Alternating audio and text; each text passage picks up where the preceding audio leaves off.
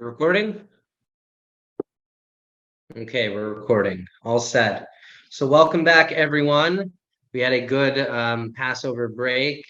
It was a long journey until Joe Gammerman realized it's time for him to return back to the Zoom meetings. So it's good to have you back, buddy. Okay, so we discussed many different topics so far, and one of the most unique ones we're going to get into right now is how to sell a business. What does selling a business have to do with real estate? You can have many different types of businesses. I'm curious, what types of businesses do you guys know of? Shoot out some names. Wiseman Realty.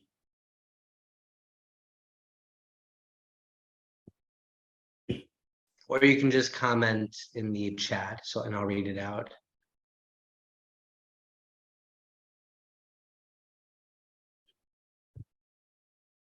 Someone throw out a business, any type of business. Wiseman Realty. Cheese store. Okay, that's very specific. Okay, great. So imagine we're talking about the cheese store in Central Avenue. Okay, now we're talking Amazon. Yeah, I can't do things at once, but I'll try. So the cheese store is Amazon, or the Amazon's now selling cheese store. Is that what we're doing? Okay, one at a time. So we have the cheese store. The cheese store is both a place where they sell actual products, which is pretty unique, and it's a place where you can sit down and eat like a restaurant. So, you could actually walk out buying the cheese from them, or you can walk out buying, I think, coffee. So they have a commercial lease. They probably did a 5-year lease for the amount of construction that they did to change up the appearance of the store, similar to Chickies. Chickies for sure did minimally a 5-year lease because of all the custom design work that they did. Okay, so imagine, God forbid, we never want this to happen because how else are you going to have 100 different flavors of coffee? If they decided to close their doors and we are now selling our business, there's two parts to that. There's selling the actual of the business. You need to have business attorney involved to help transfer the LLC and make sure all the paperwork is in check. And then getting all the equipment that came with the business. And then are you going to be taking over the space? So when you sell a business, you're selling the business with the building? Are you selling the business without the building? Are you selling the business with a lease? So all of these things are questions that you should be asking if you are buying a business. If someone says that they are trying to sell a business as a turnkey cheese store, I'll use that term, a turnkey cheese store, what does that mean to you? Does anyone have an answer what the word turnkey means?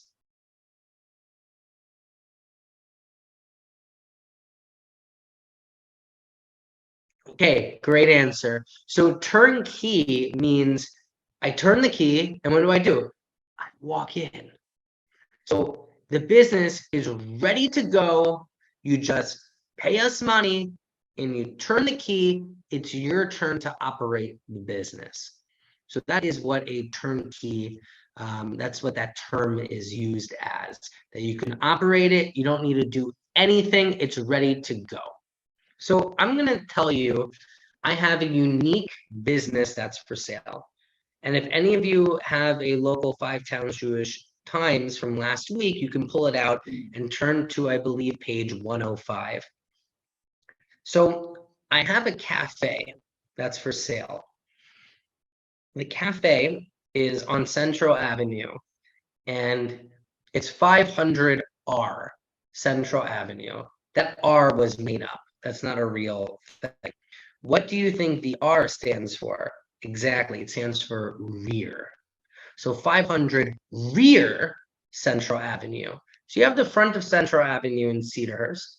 and then you have what's behind it. So there's a store known as Kiss Makeup. It's right next to Clementine, near Central Perk. And in this store, they sell makeup and do beauty supplies and do all that kind of stuff. And what the owner decided to do was she created an add-on to her existing makeup business known as Kiss Cafe. And in the back of their store, in the back 500R, you can see a few tables outside and chairs, and then you go in, there's a bathroom, there's a kitchen, there's a big refrigerator with different things, there's a yogurt machine, there's smoothies, and you can get all this stuff over there, and soups, and it's now for sale. So they're selling it for $50,000. As a real estate agent or as a broker, how do you make money on the sale of a business? I thought we're in the business of selling real estate. So it turns out you're in the business of both. Because if you're selling the business, you're trying to get a new person to buy it or take it over, or you're going to have someone come in and in addition to buying that business, they're going to have a commercial lease. So I asked a tenant that we have at Weissman Realty Group, my favorite guy, Neil Greenbaum. You can check him out on LinkedIn. He said to me, I asked him, like, what do we charge to sell a business? Because I asked my boss and I asked my broker, and they said, in the last 15 years, we've never sold a business. And I said, that's interesting. We've never done this before. So I asked a professional, Neil Greenbaum, who has sold many businesses as a real estate attorney. And he said to me, he recently sold a business for $50,000, and the broker involved got a whopping $15,000 for selling the $50,000 business. That's 30%. So my boss and my broker said, we're not going to be charging 30%. So we agreed on a flat fee of charging 10%, or in this case, it would be $5,000 if we sold the business. In addition to getting money on the commercial lease, we'll get $5,000. Great. So in my experience, I decided to add a little flair to that. If someone's coming in and taking over this business, I want them to succeed. So with my background in marketing, you can see in the newspaper, I put in 6 months of marketing included, courtesy of Social Media Guru 365. So now you're not just going to buy a business with the equipment inside, you're going to buy a business with the equipment inside with a marketing company. It's the best price. So that's what I'm trying to do here. But what happened afterwards? I had a few inquiries. One inquiry that I had, a local broker reached out to me and she said, I have a cafe. I think they're great. I've had their food before. They want to open up. I think that's a good location for them. Can you make it work? They're going to open up their own cafe. What did I say the term before was? A turnkey cafe. If you're not going to turn the key and walk in and you're going to do something different, we may have a problem here. So the problem in this case is they want to put in ovens. And there aren't any ovens in there currently. So what did I have to do? I had to call up the Department of Buildings in Cedarhurst. And I called and I asked them, and they said, well, currently, Kiss Makeup has a variance. And the word variance means to change, make something different than what it is allowed to be. So imagine you have a doctor's office and you want to turn that into an apartment. Okay. So in this case, they have a business operating and now they have a cafe in the back. How could they have that? Because they had a variance. And the Department of Buildings consider it to be the same entity. Kiss Cafe, Kiss Makeup, the same thing. So now If you're coming in as a different business, as a business that now needs an oven, when there aren't currently ovens in there, you need a new variance. You need something different because you're making something different. So with the research that I did, I called up and I said, this is my first time doing this. What do we do?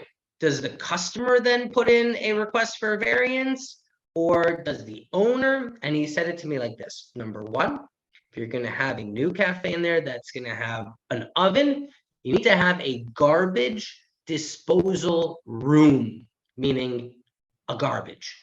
So to what exactly that entails, maybe in the back of the store, right outside where they have all those chairs and tables, if we throw all that out and we put a dumpster there, will that be considered making a garbage disposal room? Maybe. Well, we're going to have to plead our case. And we're going to do that with the current owner of the business. Why? Because it's easier to update an existing variance that was approved versus trying to get a brand new variance. So that's what I learned. And I'm waiting for the broker to feel a little bit better. She just came down with the flu, and we'll all meet together and game plan. So my client, the owner of the building and of the businesses, could understand her prospective customer and understand her business well enough that she can plead the case to the Department of Buildings and get it approved so we can make this happen. Any questions?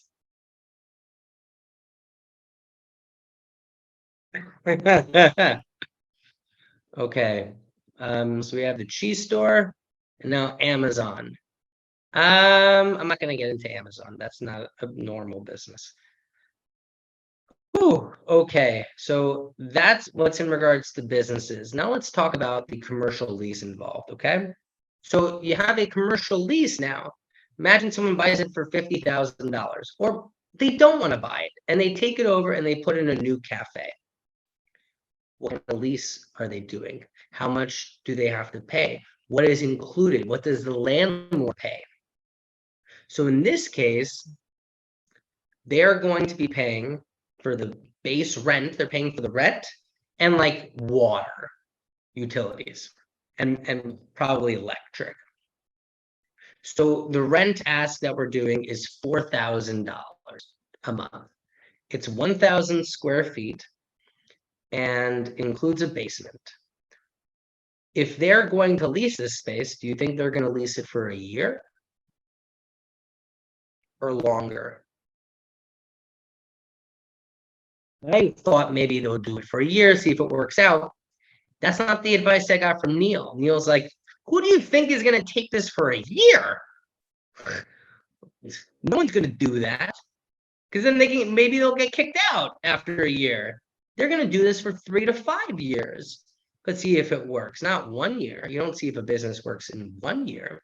So for a 3 to 5 year lease, I negotiated with the owner and I said, the first year it's going to be 7 and then it's going to be 3s, meaning the first year, if it's 4,000 a month, that's quick math, someone exactly $48,000.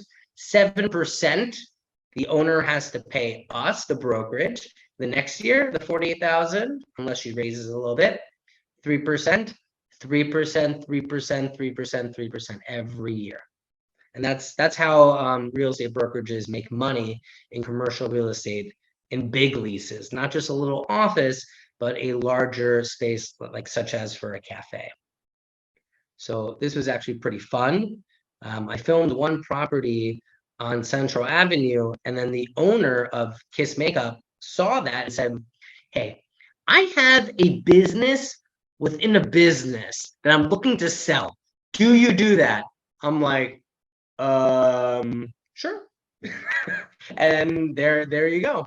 She was very pleased.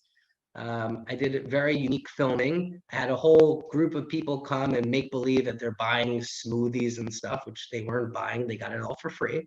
Thanks to me, whatever. You guys could have been there, but I know that you're busy helping your parents with nothing. So it was very enjoyable. It was a huge experience, and I love selling businesses. I think it's great because someone coming in and buying that business, I can then help them with the marketing and then help them if they end up leaving. Most realtors who are doing commercial real estate, you sign a lease with them, have a nice day. Here, I'm helping them. I'm staying with the business, making sure their marketing is being ran well, and I'll be there ultimately. They may even hire me for the marketing, but at the end of the day, they're going to continue to work with me. They need a new space, they're going to come back to me. They need to negotiate their lease, they're going to come back to me.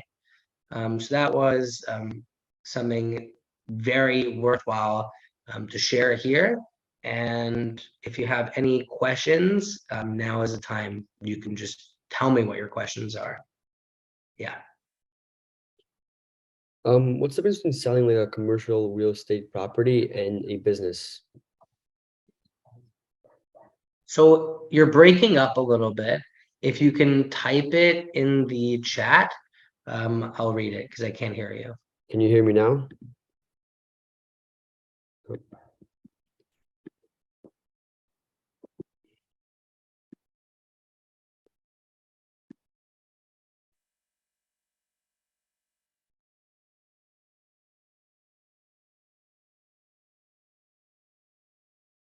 Can you hear me now? It's breaking up when you talk.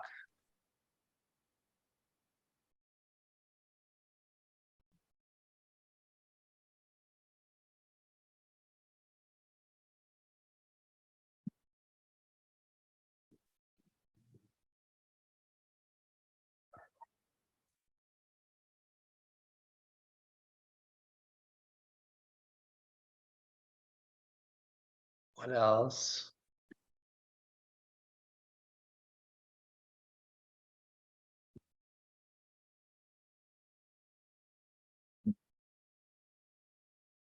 Okay, don't have all the questions coming in at once, guys. You know, slow down with all the questions. What's the difference between selling a commercial property and a business? Great question. If, let's just say, you're a doctor and you have an office in Rockville Center and you own the building and you're selling your practice, that means the doctor, it's actually a bad example because of HIPAA violations. So imagine you are a diamond dealer and you're selling your business to your jewelry company, and you're selling your business and you own the building as well. And you're selling the business for $500,000. It includes all the diamonds, everything that's inside. That's one thing. And then we have a 5,000 square foot building that's for sale for $1.5 million. They're two so totally separate transactions. One's a business, which doesn't own the real estate. The other one is the physical building. So you can buy the business and then lease the building, or sometimes you buy the business with the building, which generally I don't even see today. Everyone wants to hold on to the building. They want to charge money for a lease, but oh, I don't want to run the business anymore. I'm selling the business and you can pay for the lease. So I hope, does that answer your question a little bit? Okay. We still have a little bit of time. Should I go into another topic? Okay. So let me just quickly look at my phone. Don't worry, I'm not texting anyone. I'm just looking what discuss with Joe. You want to do section 8, city FEPs? You want to talk about vouchers, government aided tenants? Okay. I'll take it as a yes. Your silence is a yes to me. So section 8, city FEPs, these are all government aided programs. I haven't, this is actually very unique. I haven't seen any for commercial real estate, because if you have problems with housing, maybe the government should help them for, leasing a space for their business, which I find very interesting that it's only for residential. And it's not even for residential purchasing in this case, but there are some sites and programs where you can win a lottery type thing and buy properties for a much discounted rate. I'm trying to remember the name. There's something called, I heard, Housing Connect. and the other one is Michael Lama. I think Michael Lama Apartments, which are unique apartments that you could purchase, and then they get it back when so and so dies. So you don't get to keep the apartment, but you get the apartment for a very cheap price, and the maintenance is very cheap, like $700 a month, but you don't get to own it at the end of the day. You just give it back when the person dies. So Section 8, city FEPs, both government funded programs. So these are people who are either in a shelter or need an emergency move, and they need to get new housing. And the government helps aid them, whether they aid them fully, whether they aid them and also for utilities, and they reimburse the landlord, or they cover half of it. They're getting highly discounted rates, but not every landlord wants to accept this, because the typical Section 8 voucher tenant or city FEPS voucher tenant is not a high Class A tenant. I'll give you an idea of a Class A tenant. Two doctors who are 25, or let's say you can't be 25, two 30-year-old doctors, no children, looking to rent a 2-bedroom apartment for $3,000. That's a dream tenant for any landlord, because they have good jobs, there's not a lot of them, and they have great credit score, and they're going to pay their bills. Now let's talk about, I'll say, Philip and Joanna, who are city FEPS tenants, and Joanna is currently in school at home with 4 children, and her husband, what did I say, Philip or whatever his name is, he is working in a warehouse until 2 in the morning.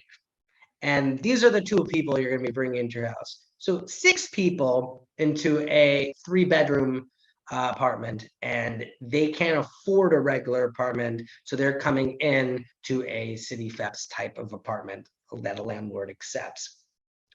What happens after a year if the tenants can't pay anymore? And they say, sorry, we don't have money. My husband lost his job. I can't pay you. What then? You have 2 doctors, you're not really so worried. You have 2 accountants, I'm not so worried. You have one who lives at home with 3 kids and 1 or 4 kids, and one who works in a warehouse and doesn't make a great income, who lost his job. What do? You're stuck. And guess what? You're going to spend a lot of money and a lot of time trying to evict them. And if you go to certain extremes, they can go to certain extremes. They can give you back your apartment with holes in the wall. Then what? So when you're accepting a voucher tenant, be very careful. Look into them. See what they do for work. How many children are there? What's the story of their credit score? Are they currently building their credit? Are they in school? Have they kept a job for a while? You should be doing all this research before approving them and putting them in. Also, you have to know you can have a Section 8 tenant coming right up to you and saying, hey, I need a voucher. I have a voucher and I need. You need to double check to make sure that voucher didn't expire. Chances are, oops, sorry, it expired already. And then you're wasting your time. Okay, here's what I like to do when I have a city FEPS apartment, a landlord that accepts this, or Section 8. I ask the potential tenant who reaches out to me, and the other, I'd say 650 of them that have reached out to me since I started. And that's a low number because I know it's more than 650 of them that were flooding my phone every day. Do you have an apartment? Do you have an apartment? Do you have an apartment? I'm like, no. I say to them, could you please have your caseworker reach out to me? Oh, my caseworker is not available till Thursday. Oh, great. have your caseworker contact me then. Caseworker calls me and I say, okay, fine. Oh, yeah, I can show them the apartment. Oh, can they come on Monday to see it? I'll be like, sure. Are you gonna be there? Oh no, I'm not gonna be there. They're gonna go, and if they're interested, then I'm gonna come down and I'm gonna do an inspection, and then we're gonna. No, Mr. or Mrs. Caseworker, or Miss in some cases. That's not how it works. I want you to come down with your customer because I sent you a video. You know exactly how it looks, and that's how it's going to be when you see it. I want you to do the inspection on the same day so we can move this fast because I don't want to waste my time, their time, your time, or the landlord's time. So let's make moves. Let's do this quickly and efficiently. And you're going to write up the lease and you're going to do the background checks and you're going to do all of that stuff and have it ready for me for your customer. And I'm going to prepare it and bring it to the landlord. How's that sound? And that's how you can work efficiently. I spoke with someone today who has 2 apartments for rent and they're accepting Section 8 vouchers.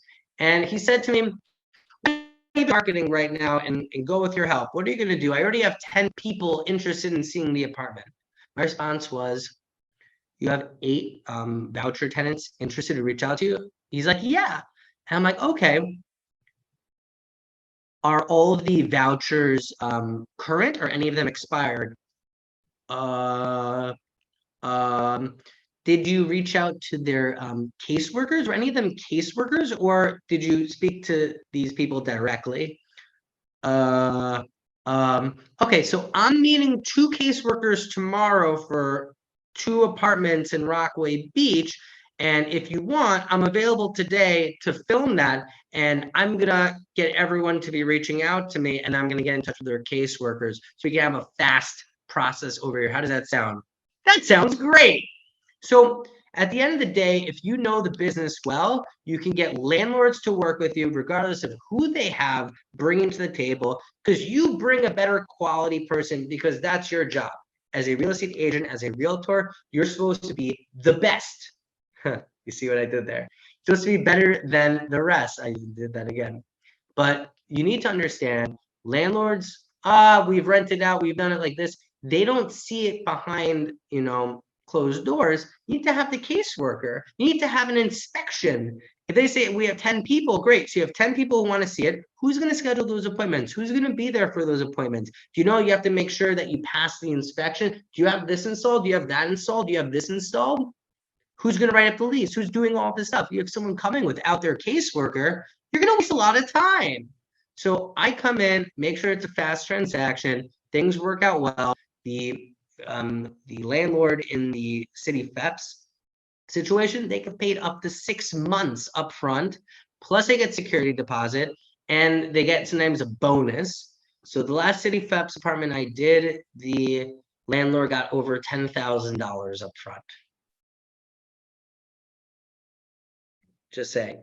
And in regards to the payment for the broker, they pay either it's a one-shot deal and they pay 1 month, or in some cases the government pays half and the other half is covered by the tenant.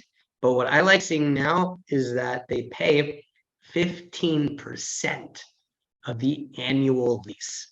So if the lease was $100,000, they would pay the broker $15,000. Wow, that's a big payday. That's a lot of money. So that's what I know from my current experience doing this. What questions do you guys have before we break off in a few minutes?